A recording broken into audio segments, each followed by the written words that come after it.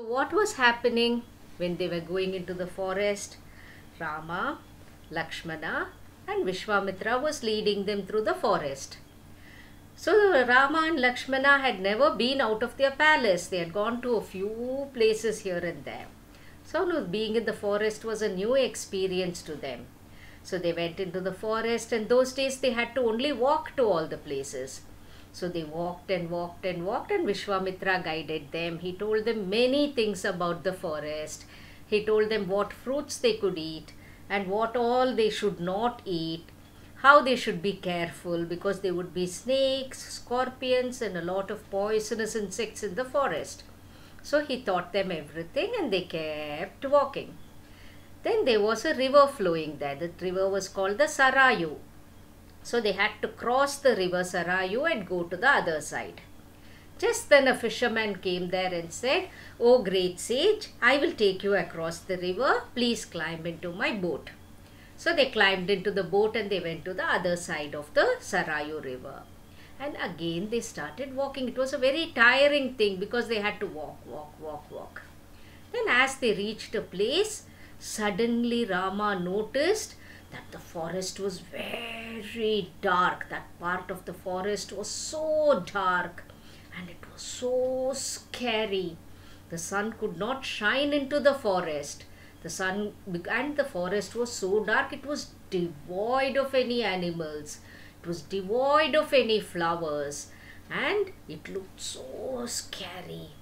And they could hear all kinds of frightening sounds coming from the forest. Rama was very scared. He started shivering. So did Lakshmana. Then he said, "Oh Guruji, why is this place like this? It is so scary for me. What can we do?" So Vishwamitra said, "Don't worry, Rama. I will tell you about this forest and why this forest has become like this. Many years back, long time ago, this was not at all a forest. It was a kingdom, and there were two kingdoms in this place. It was called the Malada and Kurusha. These two kingdoms were very prosperous and very fertile. You know what happens in the fertile land? Lots of crops grow. And people have enough food to eat because the crops are growing so well. So this kingdom was a very prosperous kingdom. And in this kingdom, there was a man called Sunendu. He was a Yaksha. He was not a man, he was a Yaksha called Sunendu. Sunendu wanted to have a son.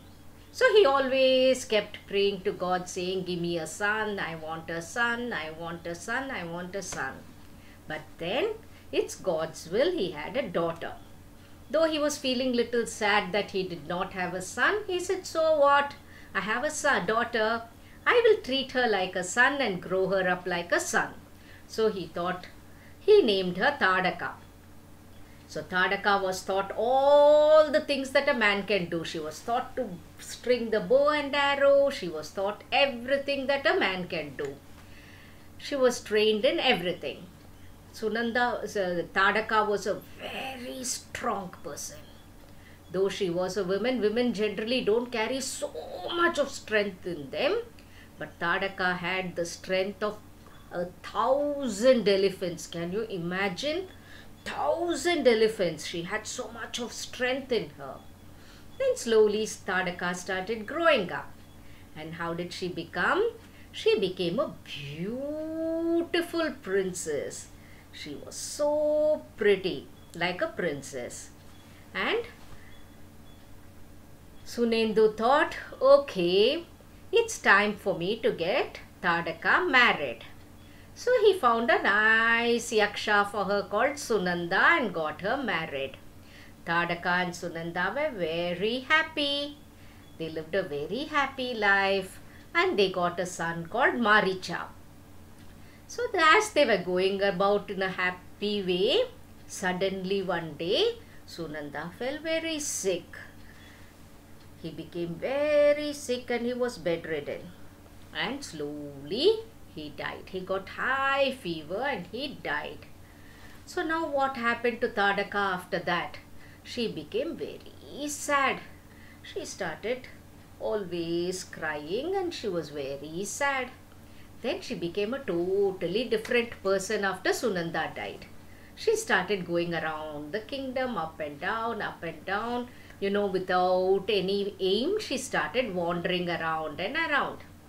There she saw Sage Agastya's ashramam. She thought, wow, this is a beautiful place. So let me live in this ashramam. And Agastya said, no problem, Tadaka, you can live in my ashramam. So she started living in that ashramam. But was she good? No. Tadaka was very naughty and mischievous. So she was such a grown-up lady. She was very mischievous. She created so much of mischief in Agastya's ashramam. When he was doing his tapas, she used to come and tickle his ears. And when he was doing some other work, she used to come and tickle his back. Like this, she was doing a lot of mischievous things. And Agastya was very patient with her. He thought, poor Tadaka, she's very sad now, so let me not say anything to her. But he warned her. He said, next time you do something like this, I'm going to be very angry, Tadaka. But Tadaka did not listen. She continued her mischief. Then one fine day, Agastya got very angry with her. His eyes became red. And he said, Tadaka, I curse you. You will become a Rakshasi. Rakshasi means a demoness. From the beauty, you will become a beast. Your beauty will all vanish. You will become a beast. And you will not eat normal food. You will start eating human beings and all the animals that wander in the forest. And Tadaka became a being, Rakshasi. Her hairs became spiky and she had sharp protruding teeth and she became so scary. She became so big as the tree she had become. And what did she do? She started attacking everybody she sees. She would catch them like that, put them in her mouth, chew them and eat them. And she would make all the frightful noises.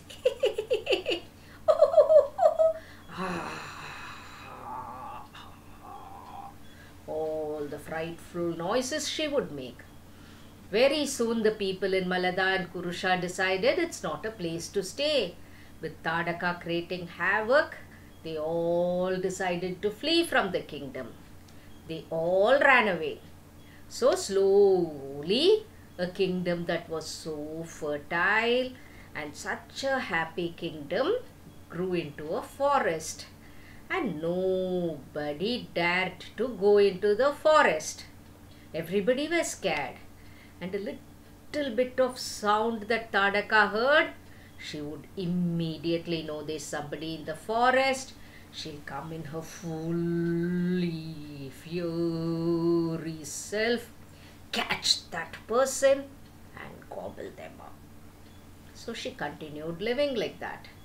So Vishwamitra told Rama, this is the story of Tadaka. She is living in this forest.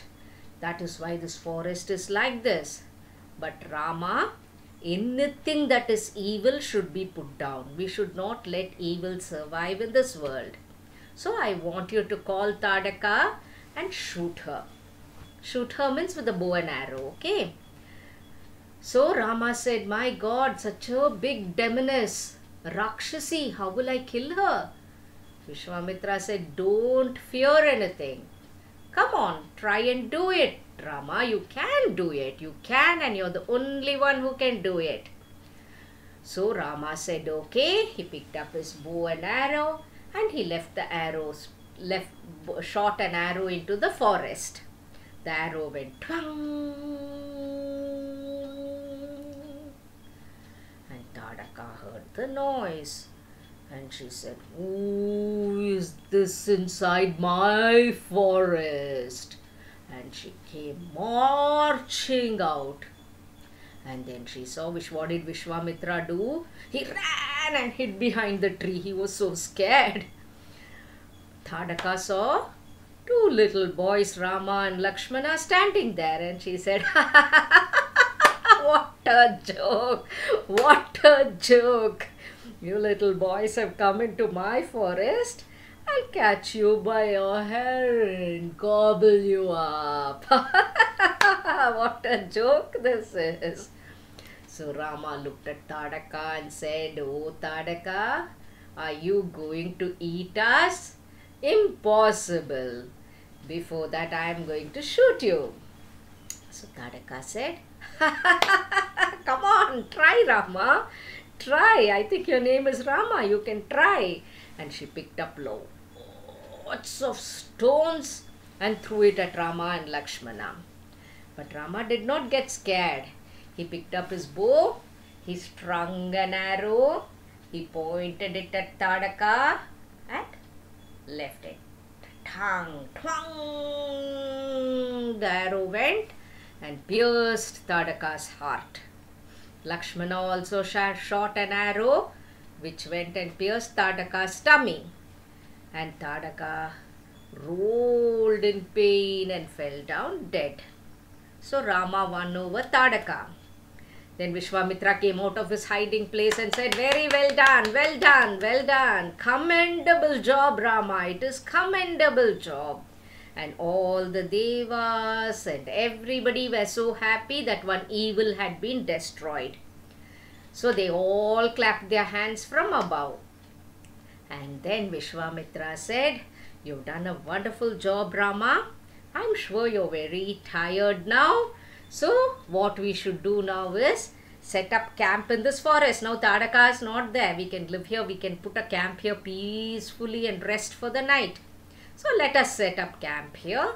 So they went into the forest and they camped for the night. They plucked lots of fruits and ate.